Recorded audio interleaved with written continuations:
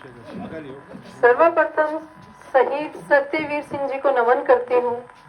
हमारी सभा में पहुंची हुई बहनों को मेरा राम राम, सभी बुजुर्ग साथियों को और युवा साथियों को मेरा राम राम, और मंच पर आसीन हमारे सभी पार्टी के पदाधिकारियों को भी मेरा नमस्कार और राम राम। आज हम लोग यहाँ जो सभा में एकत्रित हुए हैं, ये सब हम सब जानते हैं कि एक आम आदमी पार्टी की सभा चल रही है। क्या आप सब आम आदमी पार्टी के बारे में पहले से सब लोग वाकिफ हैं, सब जानते हैं इसके बारे में? तो आज हम लोग यहाँ पे भाषण का कुछ भी नहीं करके हम आपस में बातचीत करेंगे कि आम आदमी पार्टी क्या है, हमें इसकी जरूरत क्यों है और कैसे हम इसको आगे बढ़ाएंगे। देखो, पार्टियां हैं, जितनी भी पार्टियां बनती हैं कोई ना कोई मकसद और उद्देश्य से बनती हैं। मेरा मानना है कि अपने आप में पार्टी कोई भी बुरी नहीं है, चाहे वो कांग्रेस हो, चाहे वो बीजेपी हो, चाहे वो बसपा हो या कोई भी और पार्टी हो। पार्टी का उद्देश्य कोई एक अच्छे काम के लिए होता है। उसका नेतृत्व जब तक अच्छा होता है, उसकी लीडरशिप जब तक अच्छी होती है, पार्टी बहुत अच्छी होती है। भारत के आजादी के बाद आज तक हम देखते हैं जो कुछ हमें मिला हुआ है, कांग्रेस का इसमें बहुत बड़ा सहयोग रहा हुआ है।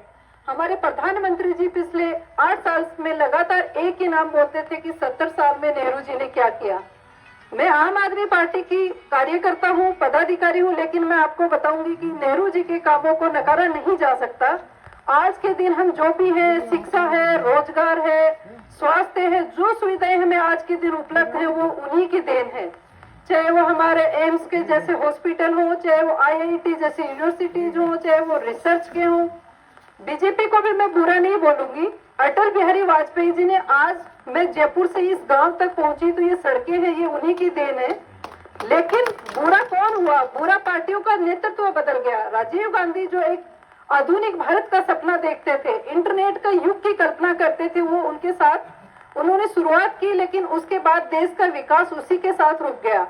उनके परिवार में फिर परिवारवाद को बढ़ावा दिया जाने लगा और कांग्रेस धीरे धीरे गर्त में जाती गई। धीरे धीरे जनता को एक बदलाव की जरूरत हुई, जनता को दूसरा विकल्प नजर आने लगा भारतीय जनता पार्टी का। भारतीय जनता पार्टी ने शुरुआत में लोगों को बहुत सपने दिखाए, गांव तक लोगों को सड़कों से जोड़ा भी है। अटल बिहारी वाजपेयी जैसे नेता आज तक हमारे देश में विरले ही मिले हैं। लेकिन अब दोनों ही पार्टियां जनता के काबिल नहीं रही। समय के साथ हमें बदलाव की जरूरत होती है और उस बदलाव का विकल्प आज हमारे पास देशभक्त नेता अरविंद केजरीवाल जी हैं। अरविंद केजरीवाल जी, जैसे थोड़े दिन पहले हम सुनते थे कि मोदी जी आए हैं, ये किसके लिए कर रहे हैं? ये तो जो कुछ करेंगे जनता के लिए करेंगे, इनके तो घर परिवार तो कुछ है नहीं। लेकिन हम देख रहे हैं कि जो कुछ हो रहा है, जितने भी निर्णय लिए जा रहे हैं वो अपने दोस्तों के लिए लेते हैं। चाहे वो आपकी रेल को बेचने का काम हो, चाहे किसानों के काले कानून का काम हो, चाहे BSNL जैसी कंपनियों को डुबो देने का काम हो। ऐसी एक बहुत लंबी चौड़ी लिस्ट है जिसको मैं अभी, आप सब जानते हैं तो बार बार चर्चा करने की जरूरत इनको रहती नहीं है। अब हमारा भविष्य जो हमें देखना है वो आम आदमी पार्टी में देखना है। आम आदमी पार्टी में भविष्य देखने का एक कारण दूसरा है। अरविंद केजरीवाल जी ने थोथी घोषणाएं नहीं की है। अरविंद केजरीवाल जी ने आपको जो जो गारंटी दी वो पूरी करके दिखाई है।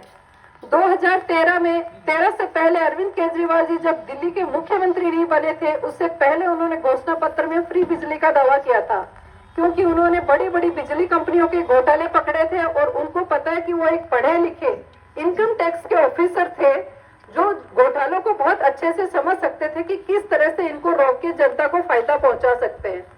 अरविंद केजरीवाल जी ने जो घोषणा की थी, लगातार 8 साल 3 बार सरकार में आने के बाद, तीसरी बार जीतने के बाद भी 8 साल से दिल्ली की जनता को लगातार बिजली फ्री दी जा रही है। ऐसा कोई माई का लाल ऐसा नेता आज तक नहीं हुआ कि जो 8 साल तक आपको इतनी जनता को फ्री की बिजली दे दे। अब हमारे नेताजी बोलते हैं कि फ्री की रेवड़ी बांट रहे हैं, फ्री की रेवड़ी बांट रहे हैं। क्या आपको फ्री की रेवड़ी लग रही है? वो क्या दिल्ली की जनता को बिजली मिल रही है वो फ्री की रेवड़ी है? वो पब्लिक के पैसे का है। आज आप बीड़ी भी खरीदते हो, आप माचिस भी खरीदते हो, छोटी से छोटी चीज लाते हो, घर में आप तेल, साबुन, आटा, दाल, चावल जो कुछ लाते हो, हर चीज पे आपका टैक्स लगता है। और हमारी चुनी हुई सरकारें भारत के लोकतंत्र में है जनता का, जनता के द्वारा और जनता के लिए। लोकतंत्र का सीधा सा मतलब एक ही है कि जनता का, जनता के द्वारा और जनता के लिए। तो हमारे नेता हम चुनते हैं, हमारे टैक्स का पैसा जाता है, तो उस टैक्स के पैसे से काम भी हमारे लिए होना चाहिए, लेकिन किसके लिए होता है? 8 साल पहले देख रहे थे कांग्रेस ने अपने परिवार को, अपनी धन दौलत को बढ़ाने में इतने बड़े बड़े घोटाले सामने आए, तो उसी का बहाना लेके मोदी जी ने अपने सबको एक सपना दिखाया भ्रष्टाचार मुक्त भारत का। भ्रष्टाचार मुक्त हुआ क्या? आप कहीं भी जा रहे हो, कोई भी ऑफिस में देख रहे हो, क्या आपको वहां पे कुछ पैसे दे के काम करवाना हो रहा है या हो जाता है? भ्रष्टाचार बढ़ा कि कम हुआ? बढ़ा है। 2014 से पहले आपको बताया गया था अच्छे दिन आएंगे, जो काला धन विदेशों में स्विस बैंक में जमा है सबके खाते में 15-15 लाख रुपए आएंगे। कहा था, किस किस को याद है कि 15-15 लाख आएंगे? सबको याद है, लेकिन किसी के नहीं आए। जो था वो भी आपको, जो नोटबंदी थी, जो लोग घरों में पैसे रखे थे वो भी आपके लूट लिए। तो अच्छे दिन तो आने दूर की बात है, जो थे वो भी उनके चक्कर में हमने गंवा दिए। 8 साल हो गए हमें देखते हुए। पिछले 5 साल के बाद हमें लगा कि शायद दूसरे दौर में यही सपना था, अब की बार मोदी सरकार, एक बार फिर मोदी सरकार। ये था कि पहले पुराने घोटालों को, पुरानी कमियों को सुधार करने में लगा रहे, शायद अगले दौर में अच्छा होगा। लेकिन अगला दौर तो उससे भी ज्यादा चौपट करके चला गया। किसानों के 3 काले कानून आए थे, किसके फायदे के लिए आए थे? जो किसानों के 3 काले कानून आए उसमें किसका भला होना था?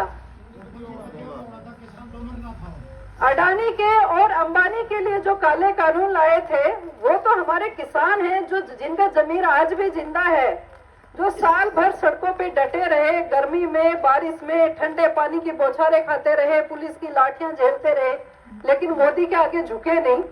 और उन किसानों ने ही एक हमें नई ऊर्जा दी कि साथियों, अभी नहीं जागे तो आप कभी नहीं जागोगे, कभी बच नहीं पाओगे। उन्होंने अपने को एक जो संदेश दिया था कि अब हमें लड़ना होगा, और ये एक ऐसा टाइम है, संयोगवश हमारे पास एक दूसरा अच्छा विकल्प है। अरविंद केजरीवाल जी ने 8 साल से दिल्ली में जो अच्छे काम करे हैं, अभी हमारे साथियों ने बताए, तो मैं आपका ज्यादा समय नहीं लूं, इसलिए मैं उनको बहुत ज्यादा डिटेल में रिपीट नहीं करूंगी। लेकिन फिर भी मैं आ जाओ बहनों, सब आप आगे आ जाइए।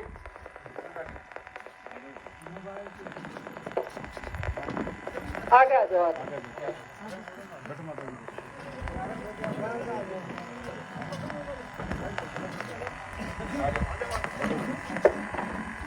आगे बढ़ते ना तो आप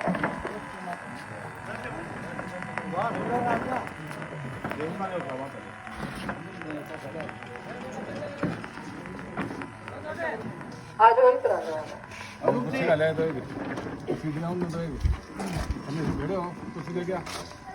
गांव में बस्ती है, और गांव में रहने वाली जनसंख्या में ज्यादातर या तो किसान है या जवान है। अरविंद केजरीवाल एक ऐसे नीयत के आदमी है जो किसानों का भी सोचते हैं और जवानों का भी सोचते हैं। जब किसान आंदोलन हुआ था, सबसे पहले किसानों को कैद करने के लिए केंद्र की सरकार ने उनसे स्टेडियम की मांग की थी कि आप स्टेडियम दे दो तो हम जो बाहर से धरने प्रदर्शन पे आएंगे, किसानों को कैद बना के यहाँ रख दिया जाएगा। लेकिन अरविंद केजरीवाल जी ने सामना करते हुए, केंद्र सरकार से लड़ते हुए, उनको दिल्ली में कोई स्टेडियम में जगह नहीं दी, और किसान दिल्ली को चारों तरफ से बॉर्डर पर घेर कर बैठ गए थे। किसानों का पानी बंद कर दिया था। किसानों के लिए जो कोई भी अपना मीडिया, अखबार, कोई उनकी खबर नहीं छाप रहा था। इंटरनेट की सुविधा देकर अरविंद केजरीवाल जी ने उनका साथ दिया था और किसानों का साथ दिया। तो किसानों ने अरविंद केजरीवाल जी का पंजाब में बहुत अच्छा साथ दिया। पंजाब में 117 सीट थी, 117 सीट में से 92 सीट बहुत मायने रखती है। पंजाब में झाड़ू नहीं चला साथियों, पंजाब में वैक्यूम क्लीनर चला था, एकदम साफ करके रख दिया पंजाब को। और वो वैक्यूम क्लीनर अब हमें राजस्थान में चलाना है। राजस्थान की भी मेन जो ज्यादा संख्या में जनता है वो गांव में रहती है। आज ये घंटावा गांव में मेरा आने का मेन मकसद जो है वो यही है कि आम आदमी पार्टी अब गांव के लोगों से जुड़ने जा रही है। झुंझुनू में गंडावा गांव से हम इस चीज की शुरुआत कर रहे हैं। ये सैनिकों का और गांव किसानों का प्रदेश है। यहाँ जैसे मैं आपको बताऊं कि मुझे ये जानकर बड़ा ही गौरवान्वित महसूस हुआ कि हरपाल सिंह जी जाखड़ का जो परिवार है, इनकी 3 पीढ़ियां लगातार पहले इन्होंने देश की सीमा पे सुरक्षा की है और आज ये देश के अंदर जहां अब हमें इन अपने चोर डकैतों से लड़ने का जब टाइम आया तो ये कंधे से कंधा मिला के यहाँ पे भी इनका सफाया करने में नहीं चूकने वाले। और आज इन्होंने ये बीड़ा उठाया है और अपने गांव से झुंझुनू जिले में घंडा गांव से पहली ग्राम सभा की शुरुआत की है। तो मैं इनका बहुत बहुत आभार व्यक्त करती हूँ और गांव वालों ने भी इनका भरपूर समर्थन दिया है। तो गांव वालों का भी बहुत सहयोग रहेगा और घंडा गांव हमेशा हमारी लिस्ट में सर्वोपरि रहेगा कि हमारी ग्राम पंचायत की जो पहली सभा हुई थी वो यहीं पे हुई थी। एक शहीद परिवार और जिनकी 3 पीढ़ियां लगातार सेना में रही हैं, ऐसे परिवार के जो जज्बे को सलाम है। और आज ये जो आम आदमी पार्टी को आगे ले जाने का बीड़ा उठाया, जरूर साथियों ये एक दिन इसमें सफल रहेंगे। अब मैं आपको थोड़े से आम आदमी पार्टी के किए हुए काम बताती हूँ। सबसे पहली जरूरत होती है पढ़ाई की। यदि हमें शिक्षा अच्छी मिली है तो हमें फ्री में कुछ नहीं चाहिए। आपका राशन भी फ्री में नहीं चाहिए। कुछ और स्कीम आपको बोलते हैं चिरंजीवी योजना के नाम पे हॉस्पिटल में फ्री इलाज हो जाएगा। नए नए रोज रोज आपको गुमराह करने के लिए कागजों में स्कीम आती है, लेकिन आपको फायदा नहीं मिलता। लेकिन आप यदि पढ़ लिख गए तो आपको स्कीम की जरूरत नहीं होगी। आप खुद कमाने लायक और समझने लायक हो जाओगे, अपने हक की मांग खुद करने लग जाओगे।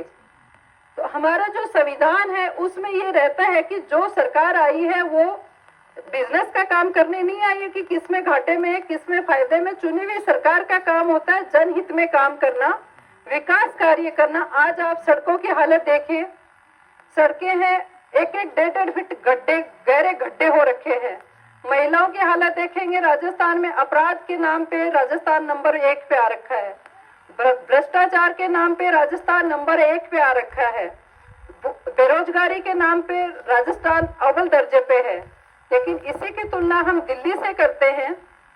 दिल्ली में आज सरकारी स्कूलें पिछले 8 साल में जब इन्होंने जो शुरुआत की थी कि सरकारी स्कूलों की हालत हम प्राइवेट स्कूल से बेहतर कर देंगे, तो सबका यही था कि ये सब फालतू के दिमाग की सोच है, ऐसा मुमकिन नहीं हो सकता।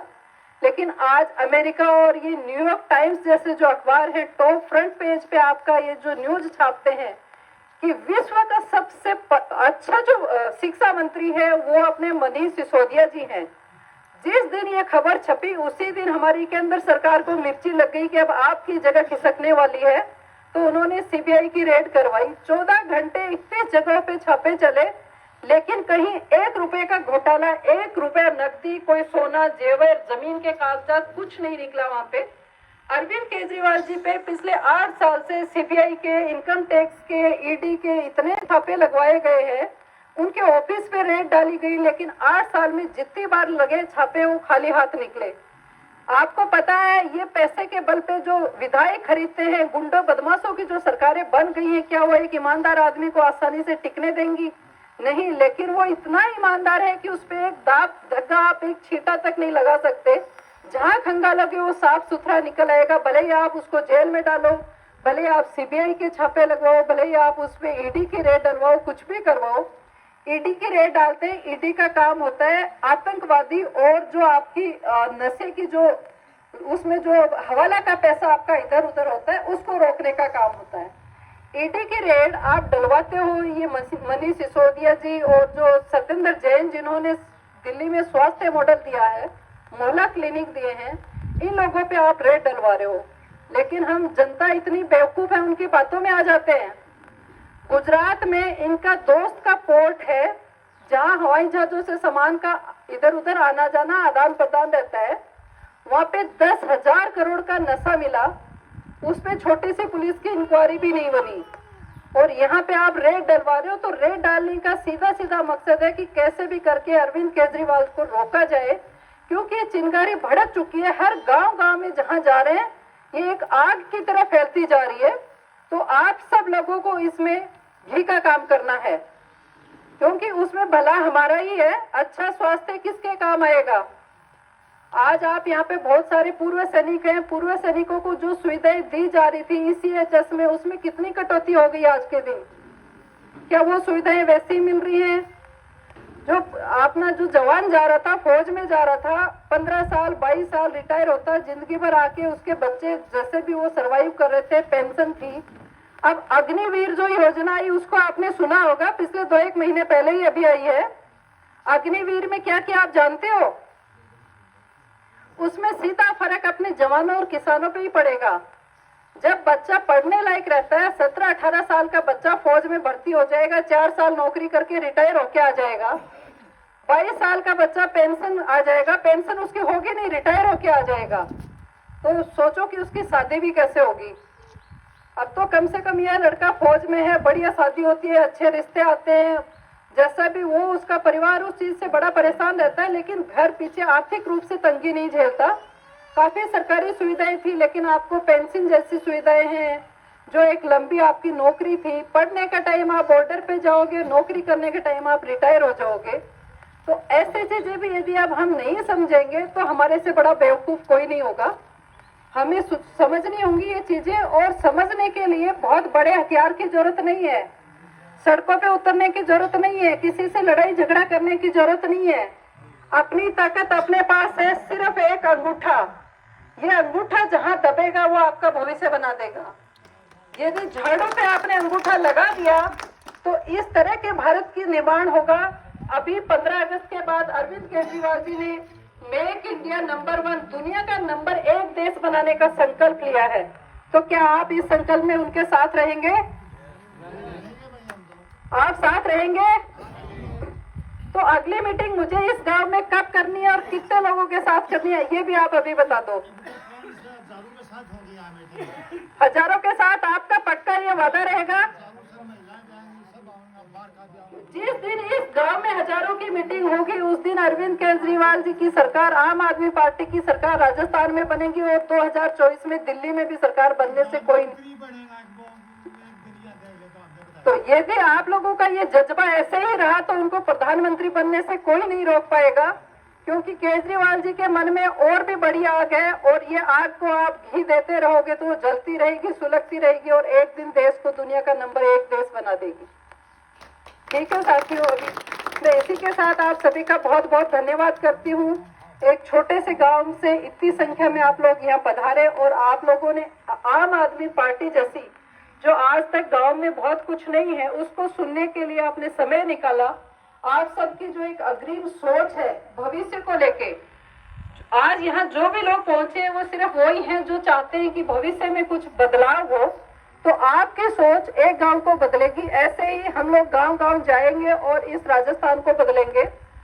दिल्ली बदला, पंजाब बदला, राजस्थान, गुजरात करते करते पूरा देश बदल जाएगा, और एक दिन हम उस संकल्प पे पहुंचेंगे कि भारत दुनिया का नंबर 1 देश बन जाएगा।